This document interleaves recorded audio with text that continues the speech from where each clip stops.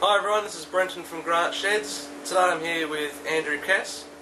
On his property, we're between Loxton and Baruna. Yep. Andrew, can you tell me, how long have you been farming? I've been farming 40 years. I started in 1971 and over that period of time I've been away from the farm for only about 3 years. So okay, yeah, 40 years. Yep, so you've been quite a lot of time here now. Yeah. Still enjoying it as the first day? It's becoming more challenging, yeah. And I guess as you get older there's other things you'd like to do in life too. So yeah, when you're younger and you're really keen, you get stuck into things. But yeah, there's the older I get, the more alternatives I look at sometimes. Yeah. Yeah. And things would have changed quite some over the years. They've changed a heck of a lot. When I started we were handling seed and super in bags. Now that's all bulk. And probably the technology has been a big change. The change into computers and GPS technology and that sort of thing has made a big change. Yeah. Yep. So how much land do you have, Andrew? I've got around about 18,000 acres. Right. On 2 farms, and the 2 farms are the nearest point are around about 8 to 10 k's apart, so that okay, so that works in fairly well. That's good, nice and convenient, not far to travel with machinery. Yeah. Yeah, so they work quite well. We're down at one end of one farm, we then go down the road and do our work at the other farm and then come back. That's when we're shifting machinery and harvesting and seeding and that sort of thing. Yeah, and you mentioned earlier that you try and streamline your system so that you're seeding in sequence. Yes, it's all done in sequence. It's not much point putting a paddock one end of the farm in and then going to one at the other end of the farm, so we just try and plan our whole cropping program in what we call block cropping, so that you get one variety in one area and then you move on to the next area, so it's easy for machinery and logistics and all that sort of thing. Yeah, yep, makes sense. That follows through the whole season too, from seeding through to spraying through to harvest. Yep. So it's pretty important that we do that. Yep. And what type of farming are you doing these days? Are we talking stock? No, we're all grain currently. About 3 years ago was the last time we had any breeding ewes for livestock, but having said that, we'll never say never. We have had cattle and sheep on adjustment since then, and depending on returns and what opportunities there are, we may still get involved in livestock maybe at some time in the future, but that we'll assess that when the time comes. Yeah. You play the prices and play the market and see what happens? Yeah, at the moment, predominantly we're just grain growers. Yep. Classification gradings were a stumbling block last year. How has having a grain shed on the property allowed you to work around that? Well, yes, last year tested everyone, I think. That was the 2010 harvest. The massive yields and the bottlenecks that we created at the local delivery sites created quite a few frustrations, and the fact that falling numbers machines were not available, and if they were, they would have taken a long time to classify grain. We were hurt pretty badly by that decision. We were classified a lot of our grain as feed grade, which in hindsight we've found out grain that we actually stored in our grain shed harvested in January would normally have been classified as feed. When we pulled it out of the shed and delivered it direct to port, it was ASW grade with falling numbers between 350 and 450, which is a good grade. Okay, that's good. So we felt we were disadvantaged a lot by that classification system. What we're going to do about it, or what did we do about it? Our 2 grain sheds, which hold 1,000 tonnes each roughly, were used. One shed we cycled grain through that 3 times last harvest, and the other shed 2 times. So we actually probably put through, in the 2,000 tonnes that we had storage space, we probably put 4,000 tonne or so, 4,500 tonnes through those sheds for that season. Yep. And that wasn't strictly wheat, was it? That was wheat and or rye. Yep. What we did, because of the bottleneck at Tukiura, we were able to dump wheat into one of the grain sheds, and then when the weather was in ordinary or trucks are available, we could then send that direct to Port Adelaide. Right.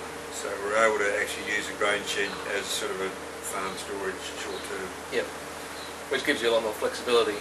Yes, during it did. harvest. It enabled us to continue harvesting when we would have had to have stopped if we just relied on field bin clearance and delivery into the local silos. Yeah. Because trucks were limited, contractors' trucks were limited too, so we couldn't get just the trucks that we wanted at the time. So, Yeah. Yep. so that was good. No worries. Now, you have been a very loyal grant shed customer over the years. Yes. Going through the list of sheds, you've got two 1,200 tonne grain sheds. Yes. You've got a 9 by 12 chemical shed. Yes. A 4 by 5 carport. A 25 by 45 metre machinery shed. And as we speak, we're building a 20 metre by 60 metre grain shed, giving you another 4,000 tonne storage on site. Can you tell me, what is it that has made grant sheds different for you, that you want to stick with us, which is fantastic, thank you. Can you tell me what it is? What do grant sheds do differently that you appreciate so much? I think, actually it started off, my father was a client of yours, I think, for a start. Oh, okay. And so I guess you were known as shed builders right from the start when I started farming. And I think from then and continuing on right till now, I think firstly the quality of and the strengths of the sheds has got appeal. They're professionally designed and they're designed to correct building standards. So when we go to order a shed from you guys, we know from the start that the quality's there and it's going to be good and strong. Yep. We don't want to have issues of a shed blowing down or built incorrectly and having issues later on. That would be disastrous. So it's the level of trust. You want that right from the very start. Yeah, we want to know that we're getting a good quality shed for a start. Yeah. They're there for a long time. I don't think it's worth skimping and cutting too much on price. I mean, price does come into it eventually, but provided we're getting value for money, we know we're getting a good quality shed. That's pretty important. Yeah. Once the order is given, you guys seem to get stuck into it and deliver on time when you promise. So that's pretty important. And going on from that, you have been able to supply and build particularly the grain sheds within a relatively short period of time after short notice. The problem with grain is we don't really know until September some years what the yields are going to be like, and it's not until then sometimes we know where storage allocations are going to be and so on in the Vitera system. So the decision this last September to build another grain shed was made once we knew the yields and once we started to think where the classification, the gradings were going to be stored in the Vitera system, that we felt it necessary to try and build the shed and have it ready for harvest. So we're hoping you guys will live up to the promise and deliver the shed ready for use 1st of December. Yeah. The other reasons for sticking with grants is a professional approach. Builders do a good job and they're easy to get along with, and yes, there's no problems there. And then once the shed's been built, any warranty work has been attended to even some years after the shed's been built. So all those things added up together are really pretty strong reasons why we stick with you guys. Yeah, oh, that's fantastic, thank you. So just cutting back to the grain shed again. In the middle of a harvest, when everyone's flat out, you haven't got a moment to think, how does having a grain shed on your farm make your life more productive and easier? It takes the problem of managing delivery of grain from the header through to a local delivery point at Vitera or AWB or down at Marrable. There's a lot of hassle organising trucks sometimes. The freight costs from header to that delivery point are becoming fairly high. And then when we get to the delivery point, there could be a downgrading risk to maybe one grain too many of some sort, or for whatever reason, and you can suffer a grade loss. So by delivering direct to the grain shed, you just cart, deliver. It's a minimal cost. It probably costs only about half as what it would cost us to go to Viterra, and we can manage with our own trucks normally. Yeah. Yep. So there's significant saving there, and then you worry about the classifications and the grading afterwards when you've got time and flexibility, I guess, where that grain goes. And then when it goes into our shed, we sometimes save the storage cost, particularly if it goes direct to a processor rather than through the Viterra system. So they're pretty good reasons, I think. Flexibility and you've got control. Yeah. Now I think it might have been you that said it in the past that having the grain shed on site has allowed you just purely to run your own truck from the header to the shed, rather than having to have several trucks on hand running to the silos and back. Yes, it's very costly when your own truck is tied up at Viterra delivery site. There's a wait in the queue, there's a wait for classification, and there's a turnaround of it has to be unloaded and all that sort of thing. So to get the grain away from the harvesters fast enough, we need to bring in contractors to keep that flow going, and that becomes expensive. So yeah, it's a cheaper way and it's a easier way and less stress and all that sort of thing, and just delivering direct into our own grain shed. Yeah, and in the meantime, it's also taken away another farmhand from you that could be helping you with something else. Yes. If we use our own truck and own driver, well, they know how to load the truck. We don't have to have another person there to start the auger and shift and fill out the paperwork and all that sort of thing. So all those little things might seem insignificant on their own, but they all add up. Yeah. So there's a lot of advantages by delivering and storing on your farm. Yeah, and of course in the middle of harvest you're always under constant pressure. So any little benefit you can get. Yes. There's always enough other issues around harvest time to be worried about without worrying about some of those hassles. So it's good. It gets that sort of worry off our chest a bit. Yeah. Now, are you able to tell me what sort of benefits would there be of a grain shed over traditional silo or bunker storage? A traditional silo, you can get some cone bottom silos which empty out, which are good, and we've got a number of those. The thing is, they're expensive. They're a far more higher cost per tonne stored, capital cost for a start, and you cannot store machinery in them or anything, whereas a shed there's a little bit of flexibility there. Yep. Some would argue that having a silo that you can fumigate and manage the weevils and so on a lot easier, but we haven't had too much of trouble with the grain sheds by being able to seal the plastic over the top. Yep. The other alternative of using silo bags is probably okay for short-term storage, but the plastic is prone, I guess, after a while, prone to rodents, mice, foxes or birds or anything in pecking holes in the plastic. Yeah, and as soon as that seal is broken, once the seal's broken, therefore it's probably okay for short-term storage, temporary storage, but there's still a cost in filling them and then emptying them, I guess. But you've got the pressure of having to move it before something happens or the quality of the grain deteriorates. Yep. Whereas in a shed, provided you can keep the moisture out and the weevils and the insects away from it, it can stay there 2, 3, 4 years without any trouble. Okay, yeah. Is that an average time period that grain might stay in the shed? Or we usually like to turn the grain out before the next harvest. At times we have had to carry over into the next harvest, but I don't like mixing old season's grain with the new. But with the silo system we've got alongside, normally we try and manage it so that we can, if there is grain in the sheds, we can empty that and hold it in the silos, in the sealed silos for during harvest. No worries. Yeah, and in the middle of harvest, what sort of machinery are we running? You've got one header or two? We're running 2 headers and a chaser bin. Right.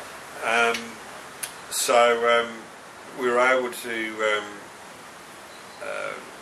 reap the grain a reasonably fast pace, which requires grain being moved away from the paddock reasonably quickly.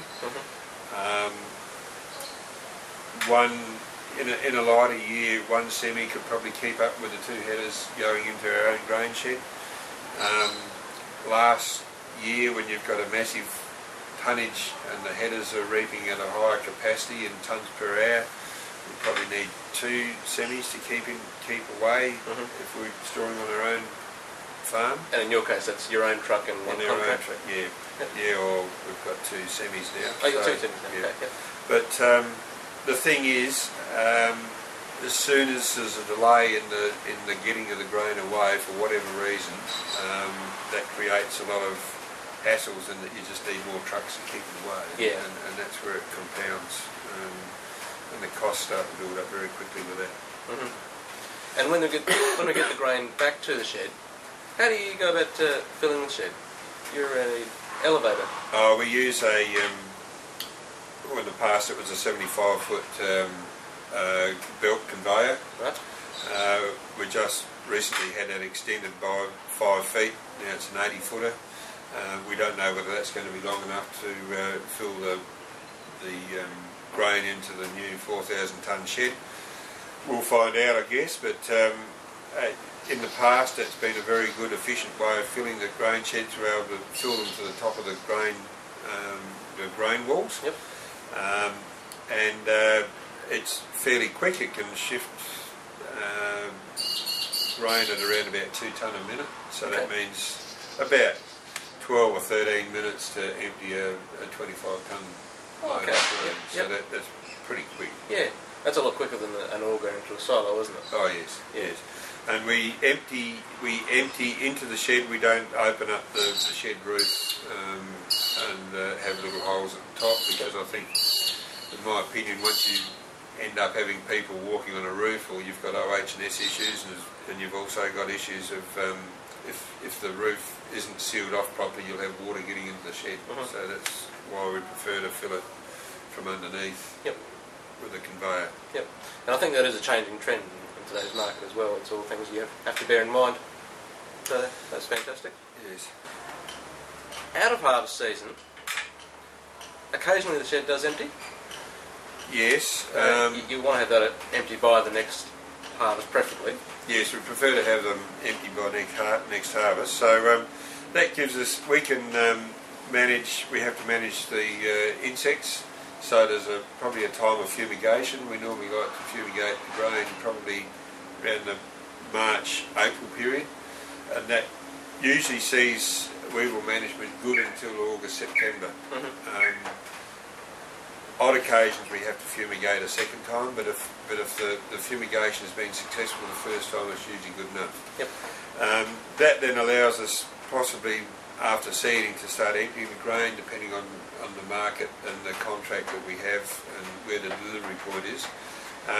So we can then go about emptying the sheds in the off-busy, in the off-peak times as far as workload goes on the farm.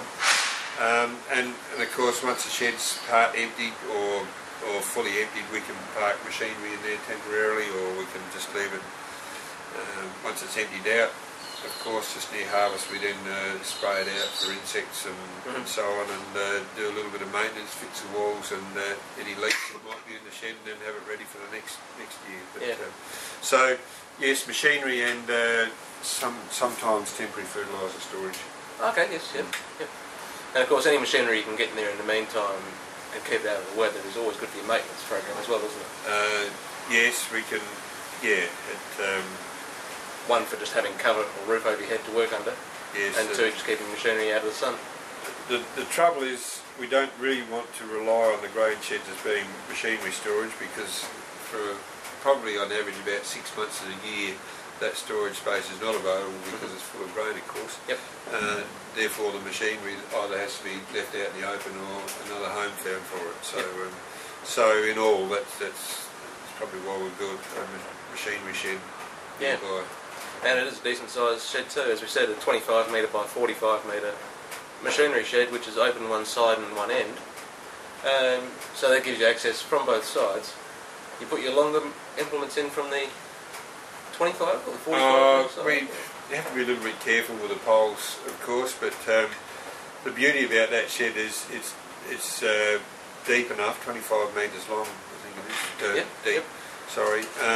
We can leave the tractor hooked up to the air cart, which has got the cedar bar as well, so that can all just stay as one unit. Yep. Pulled into the shed, and then when we need to, because it's near the workshop, it's easy to pull out and do off-season maintenance on it, and or any service people that want to come in and do warranty work or whatever on our machinery. It's all in one spot, and it's easy for them to come and work on. So that's been good. And when it comes to getting service people on site, you're probably always going to get just a little bit of preference if you've got a decent place to work in rather than just out in the middle of the paddock. Oh, I'd hope so. We'd like to think that facilities are nearby, so it's comfortable for them. It's got a nice rubble floor on it, so it's not in the dirt, although we can still get dust at times, but it's a lot cleaner than what we used to have. Yeah. And the other point is we haven't got machinery scattered around in other little sheds around the farm, stored in the off season. So it's brought everything together. We can then do maintenance much easier and more efficiently. And that sort of thing. Yeah. So when the machinery is stored in the shed as opposed to just out in the paddock or under the trees or any available spot, what are the most likely components of a tractor or setup that are likely to fail? And by having them under cover, how does it benefit you? Well, I think there's the maintenance of bearings. If bearings are out in the open, or wheel bearings out in the open, they're more likely to get water in them. So there's probably a operational cost there with higher maintenance costs. The plastics, the rubber, plastic heads, for instance, on the air seeder. All those sort of tend to get brittle under sunlight. Rubber, the hydraulic hoses, tyres, of course, rubber sealing around the windows, and all those sort of things. A lot of plastic and that sort of thing on machinery these days. So if it's kept away from the sunlight, it's obviously a lot better. Yeah. And of course, any benefit you can get at any time that's going to save you time later. There's always a benefit, isn't it? Oh yeah, I think it keeps the machinery for resale value too. If it's got a nice shiny paint on it rather than faded and that sort of thing, I think it indicates to that you've looked after the machine and that sort of thing. So that so your higher resale or trade-in is always going to be better. Yep, no worries. So looking down the future line now, not necessarily about sheds, but what do you think would be the next project in line for Branded Cass? I think we've probably now got a significant investment in our grain storage facility, so it would be based around streamlining that, so that we can make sure that those sheds are working well for us and that we're getting good value for money and we're saving a lot of money in our grain handling and storage costs. Possibly one thing, maybe a weighbridge, but the main thing, as long as we're efficient in handling the grain in and out of the sheds, is the main thing. Yep. Again, so any benefits you can get in time saving is always going to help. Yeah, it'll be cost reduction, I guess. Yeah. Well, Andrew, thank you very much for your time today. It's a pleasure. It's been a pleasure talking to you. I'm sure everyone watching has enjoyed it and got a lot of information out of that, so it's been fantastic. Thank you. Now, if you've got any questions, please give us a call on the free call number 1800 088 528. Ask us about a free report, the Farmer's Guide to Choosing the Best Farm Shed for Your Rural Property. We'll send you out one of these. We've got a couple of a disc and a DVD here for you to watch. We'll send you a letter. We'll throw in a complimentary tea bag for you. You can have a cup of tea while you're watching or reading. And then going through that, we've got a series of 7 books there, which are always interesting reading, and everyone should have a look at before buying their next shed. It's always going to raise questions that you should ask, so that you know what you're going to get in the future. And when you skip to the back, you'll also find a voucher. So when you get that, fill it in, you can send it back to us, and then we'll be in touch with you again. So again, give us a call on 1800 088 528. Thanks for watching.